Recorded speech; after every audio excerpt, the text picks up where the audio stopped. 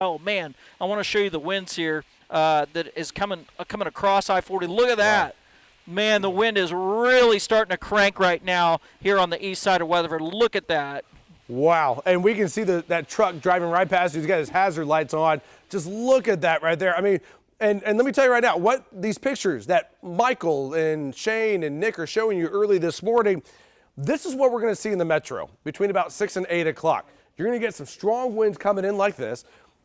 You don't want to be driving into work when you're dealing with weather like this. Just give it a little bit. Again, it's not going to last that long this morning, but you certainly do not want to be out traveling when you're dealing with conditions like these.